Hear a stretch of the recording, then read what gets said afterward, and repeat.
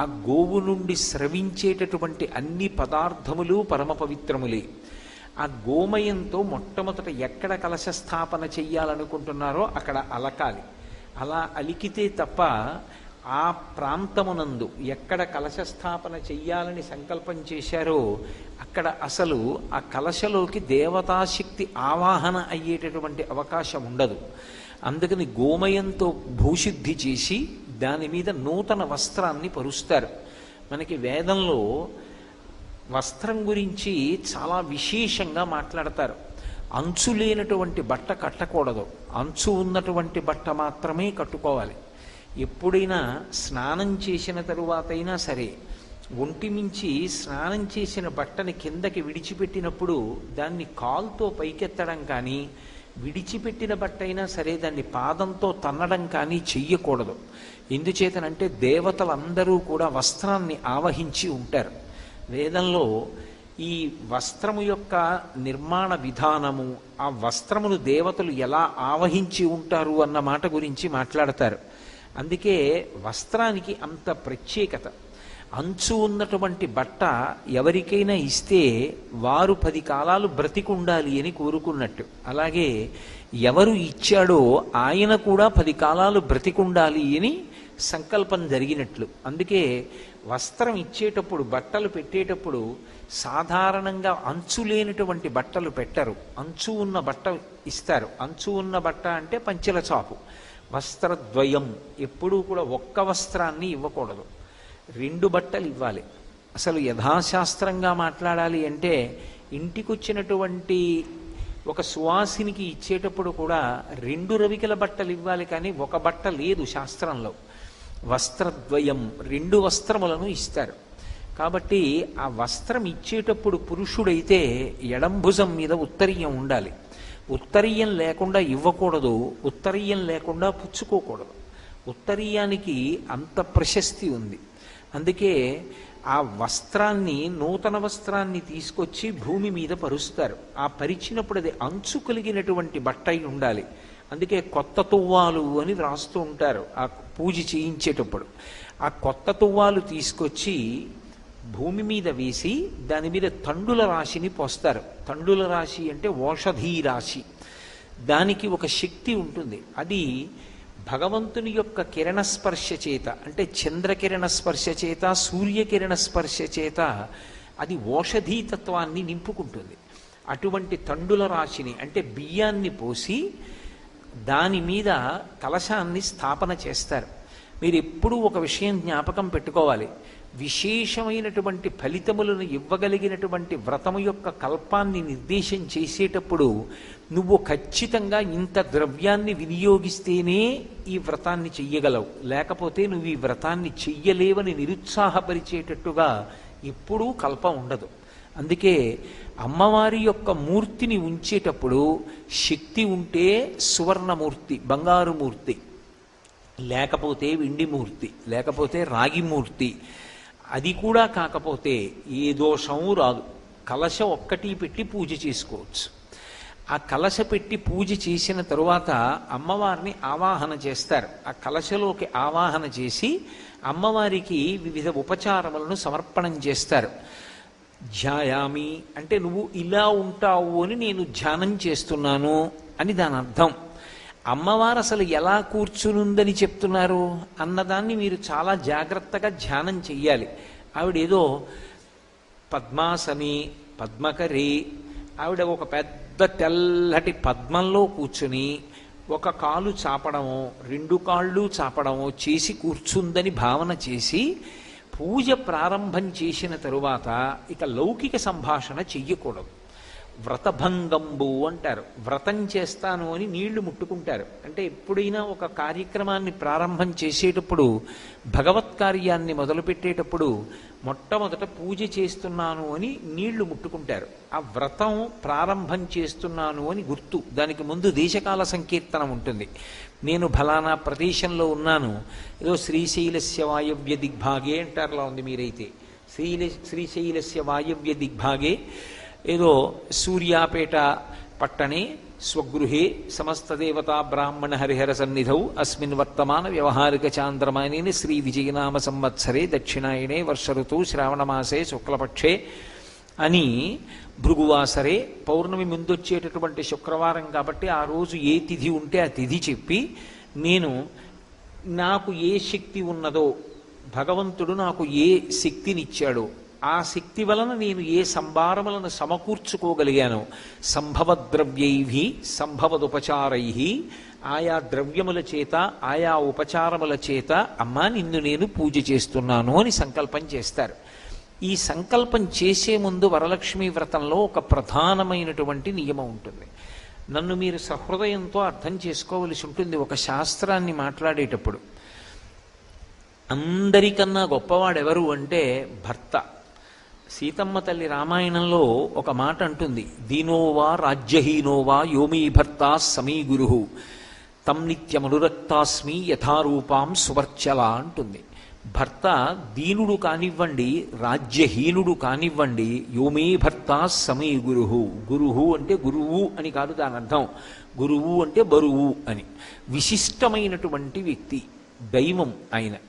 అటువంటి ఆయన యొక్క అనుమతిని తీసుకుని పీట మీద కూర్చోవాలి. ఎందుకంటే సాధారణంగా పెళ్ళైన తరువాత దంపతులుగా కూర్చుని చేస్తారు. ఆడవారు ఒక్కరూ కూర్చుని వ్రతం చేస్తున్నారు అంటే అలా కూర్చునే ముందు దానికి భర్త యొక్క అనుమతి ఉండాలి. ఆయనే కదండి అన్నీ తీసుకొచ్చారు, ఆయనే కదా వరలక్ష్మీ వ్రతం చేయించుకోమన్నారు, మళ్ళీ ఆయనకి నమస్కారం చేసి కూర్చోవడం ఏమిటండి అని అనుకోకూడదు. భర్తకి నమస్కారం చేసి భర్త చేత అక్షతలు వేయించుకుని కూర్చోవాలి. స్కాంద పురాణంలో దీనికి సంబంధించి ఒక విశేషాన్ని వివరించేటటువంటి ఒక ఉపాఖ్యానం ఉంది. ఒక మహారాజుకి 2 భార్యలు ఉండేవారు, పెద్ద భార్య చిన్న భార్య.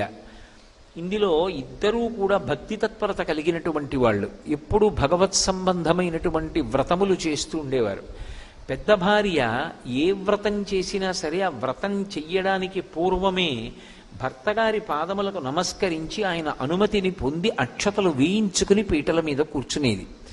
రెండవ ఆమె భర్తగారు చెప్తేనే కదా చేస్తున్నాం కాబట్టి ఆయనకి నమస్కరించకుండా కూర్చుని వ్రతం చేసేది. ఒకానొక సమయంలో హఠాత్తుగా ముగ్గురు ఏకకాలంలోనే శరీరం విడిచిపెట్టారు. ఒక ప్రత్యేక పరిస్థితిలో విడిచిపెడితే స్వర్గలోకం నుంచి వచ్చినటువంటి విమానం పెద్ద భార్యని మహారాజుని ఎక్కించుకుని వెళ్ళిపోతోంది. చిన్న భార్యని నరకానికి తీసుకెడుతున్నారు. ఆవిడ గోలు పెడుతూ ఆవిడంది, ఆవిడ ఎన్ని నోములు నోచిందో ఎన్ని వ్రతాలు చేసిందో అన్నీ నేను చేశాను, నన్ను ఎందుకు నరకానికి తీసుకెడుతున్నారని అడిగింది. నువ్వు చేసినటువంటి వ్రతములకు పూర్వము అసలు పూర్వాంగంగా భర్తకి నమస్కారం లేదు, ఆ భర్త యొక్క అనుమతి లేదు, ఆయన చేత అక్షతలు వేయించుకోలేదు, వేయించుకుని పీటల మీద కూర్చోలేదు. అందుకే ఆ వ్రతం చేసినా చెయ్యబడని వ్రతమే అవుతుంది. భర్త యొక్క అనుమతి అంత అవసరం. అలా ఉంటుందా అని మీరు అనుకోకండి.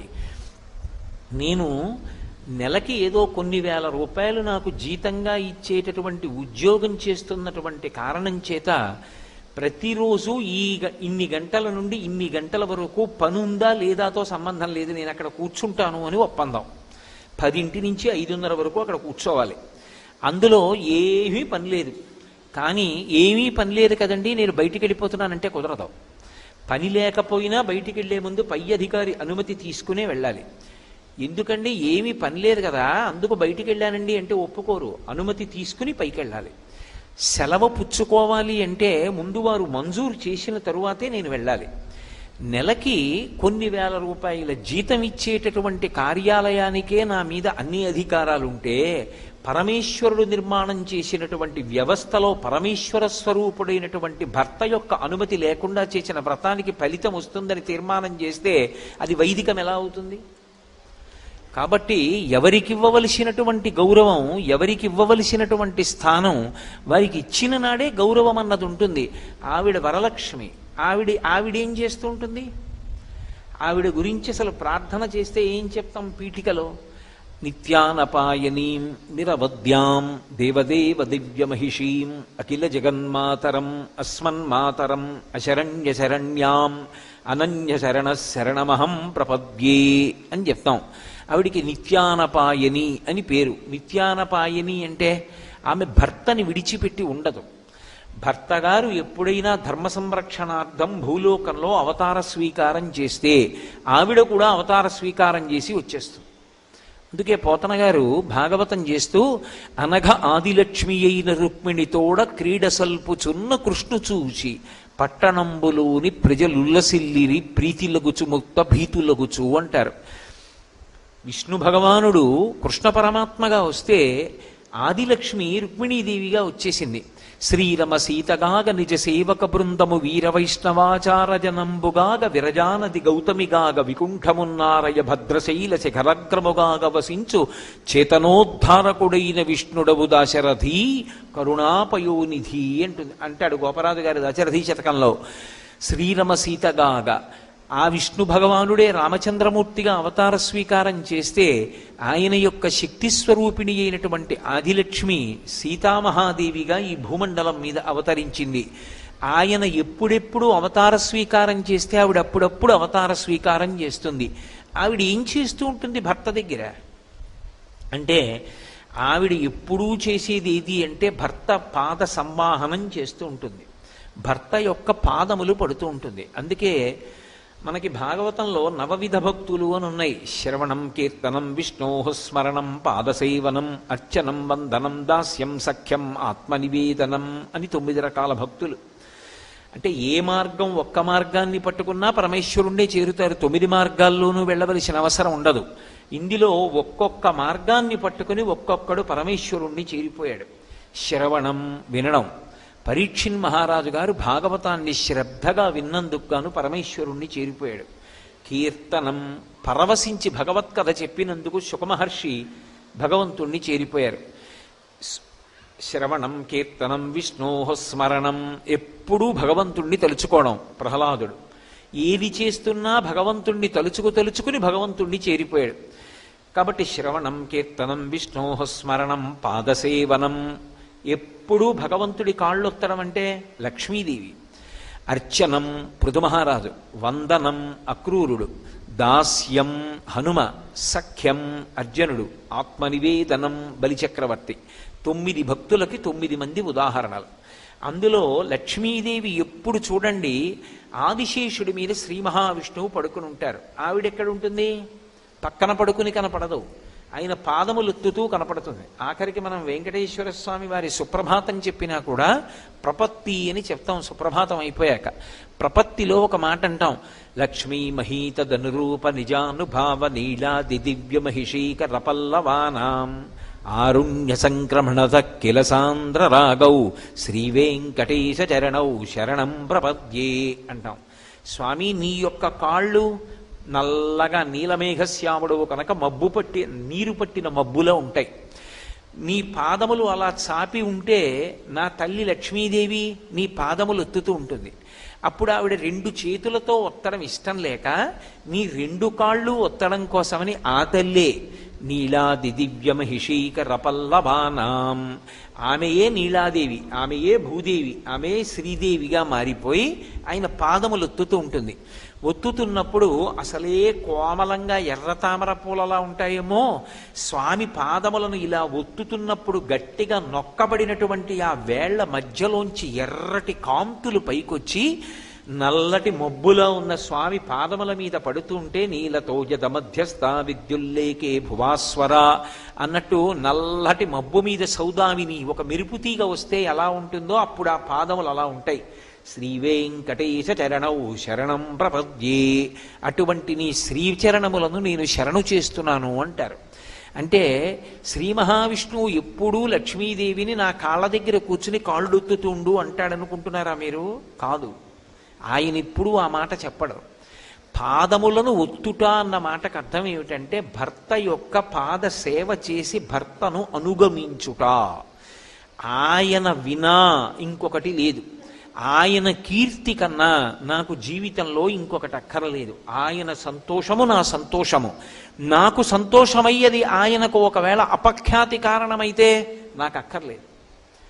అది ఆడదానిలో ఉండేటటువంటి గొప్పతనం. ఇది మగవాడికి లేదు.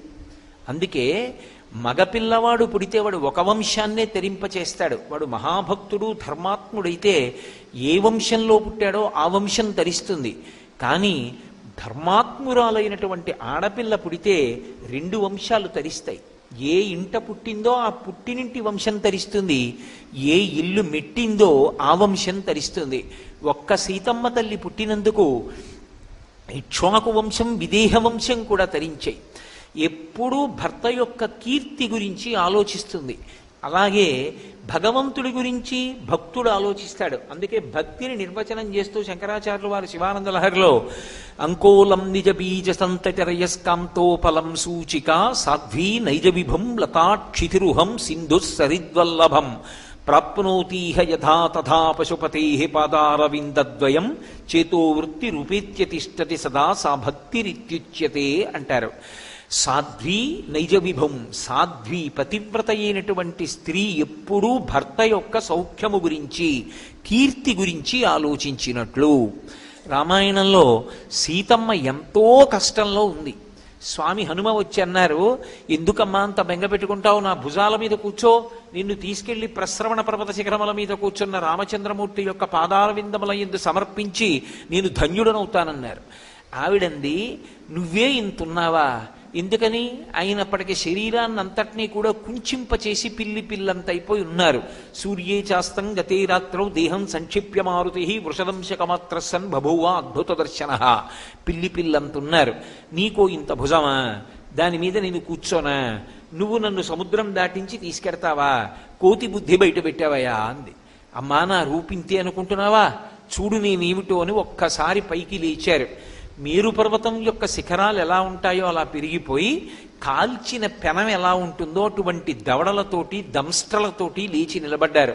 మేరుమందర సంకాశౌ బభౌ దీప్తానల ప్రభ అగ్రతవ్యవతస్తేచ సీతాయా వనరోత్తమ. ఆవిడంది, నువ్వు ఎంత బలవంతుడవైనా కావచ్చు, ఎంత పెద్ద రూపమైనా కావచ్చు, నేను మాత్రం నిన్ను ముట్టుకుని నీ భుజం మీద కూర్చోను. ఎందుకో తెలుసా? భర్తుభక్తిం పురస్కృత్య రామదన్యస్య వానర న స్పృశామి శరీరంతో పుంసో వానర పుంగవ. భర్తయందు కలిగినటువంటి అపారమైనటువంటి భక్తి చేత నా భర్త రామచంద్రమూర్తిని ముట్టుకుంటాను తప్ప నువ్వు ఎంత నాకు కొడుకు లాంటి వాడివైనా పరపురుషుణ్ణి నేను స్పృశించను. కాబట్టి నేను నీ భుజాల మీద కూర్చోను. కానీ నువ్వు వెళ్ళి నా క్షేమవార్త చెప్పి రామచంద్రమూర్తిని తీసుకునిరా. రాముడు యుద్ధంలో ఈ లంకనంతటినీ నాశనం చేస్తాడు. అప్పుడు మళ్ళీ నేను రాముడితో కలిసి లంకాపట్టణానికి ఎడతానంది. ఎందుకని? ఆమె కానీ వెళ్ళిపోయిందనుకోండి హనుమతోటి, రామచంద్రమూర్తి లక్ష్మణస్వామి లేనప్పుడు రావణాసురుడు అపహరించి తెచ్చాడు, రావణాసురుడు లేనప్పుడు హనుమ అపహరించి తీసుకెళ్లి రాముడికి ఇచ్చేశారు సీతమ్మని. రాముని యొక్క పరాక్రమం, రాముని యొక్క పౌరుషం ఎలా ప్రకాశిస్తాయి? వాడు దొంగతనంగా ఎత్తుకొచ్చి ఉండవచ్చు, కానీ పౌరుషవంతుడైనటువంటి రామచంద్రమూర్తి యొక్క భుజములు తాండవం చేసి ఆయన యొక్క కోదండ విద్యా పారంగత్వం పైకొచ్చి దాని వలన లంకాపట్టణం అంతా నశించిన తరువాత రాముడితో కలిసి వెడితేనే రాముని యొక్క కీర్తి ప్రతిష్టలు నిలబడతాయి. అంత కష్టంలో ఉన్న రాముని యొక్క కీర్తికి కళంకం వస్తుందని నేను రాను నీతో అంది సీతమ్మ. మరి రావణుడు నిన్ను పట్టుకుని అపహరించి తెచ్చినప్పుడు ముట్టుకున్నాడు కదమ్మా, అప్పుడు నాకు స్పృహ లేదు, వాడు తెస్తే నా దోషం కాదు, ఇప్పుడు స్పృహలో ఉన్నాను, నేను ముట్టుకోను. ఆయన అన్నాడు. ఈ మాట విని స్వామి హనుమ తెల్లపోయి అన్నారు, అమ్మా ఎవరంటారు ఈ మాట లోకంలో? ఎవరనరు. ఇంత కష్టంలో ఉన్న దాని దగ్గరికి వస్తే వెంటనే తీసుకెళ్ళవయ్యా అంటారు. అద్భుతం అమ్మా, నీకు తప్ప అన్యులకు చెల్లది ఈ మాట అంటారు. ఎప్పుడూ భర్త యొక్క కీర్తి ప్రతిష్టలకి కళంకం రాకూడదని నిరంతరము ఆలోచించి అడుగు వేసేటటువంటి లక్షణము కలిగినటువంటి స్త్రీని సాధ్వీ పతివ్రత అని పిలుస్తారు. లక్ష్మీదేవి భర్త పాదముల దగ్గర కూర్చుంటుంది అంటే దాని అర్థం ఆయన పాదముల దగ్గర కూర్చోపెట్టి నువ్వు నా కాళ్ళొత్తుతోండని శాసించాడని కాదు. భర్త దైవము అని భావించి ఆవిడ పాద సంవాహనం చేస్తుంది. ఆవిడ కాళ్ళ దగ్గర కూర్చుంది, ఆయన ఎక్కడ పెట్టుకున్నాడు? ఆయన కాళ్ళ దగ్గర కూర్చోబెట్టుకోలేదు, గుండెల్లో పెట్టుకున్నాడు. అంటే ఏమిటి దాని అర్థం? కన్యాదానం చేసేటప్పుడు లక్ష్మిగా కన్యాదానం చేస్తారు, అల్లుణ్ణి నారాయణుడిగా చూస్తారు. అమ్మా నువ్వు ఆయనని అనుగమించు, నువ్వు ఏ స్థానాన్ని పొందాలో తెలుసా? ఆయన గుండెల్లోకి చేరిపోవాలి. ఆయన ఎక్కడిచ్చాడు స్థానం? లక్ష్మీం క్షీరసముద్రరాజతనయాం శ్రీరంగధామేశ్వరీం దాసీభూత సమస్తదేవ వనితాం లోకైక దీపాంకురాం అని పిలుస్తాం. ఆ తల్లికిచ్చిన స్థానం వక్షస్థలం. అందుకే కదా ఇప్పటికీ పద్మావతీదేవి మీద స్తోత్రం చేస్తే ఈశానాం జగతోస్య వెంకటపతేర్విష్ణోహ పరాం ప్రేయసీం తద్వక్షస్థల నిత్యవాసరసికాం తక్షాంతి సంవర్ధినీం పద్మాలంకృత పాణిపల్లవ యుగాం పద్మాసనస్తాం శ్రియం వాత్సల్యాదిగుణోజ్వలాం భగవతీం వందే జగన్మాతరం అంటాం.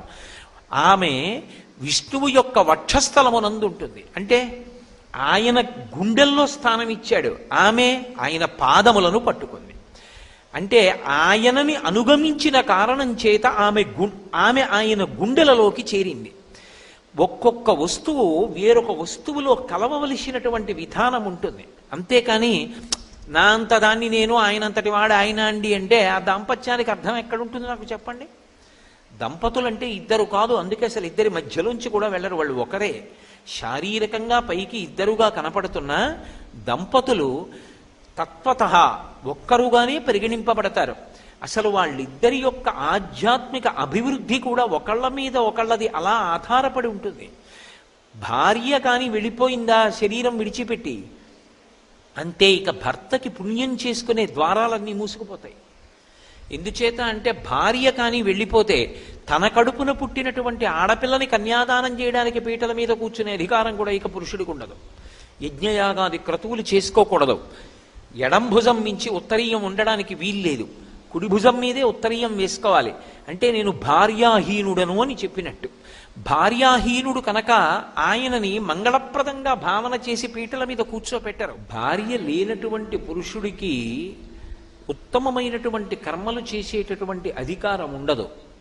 పరమ పవిత్రమైనటువంటి సభలో వరలక్ష్మీదేవి యొక్క అనుగ్రహం చేత అందరూ పసుపు కుంకాలతో పిల్లపాపలతో సుఖంగా ఉండాలని కోరుకుని చెప్తున్నటువంటి సభలో రెండవ మాట నేను అసలు మాట్లాడను.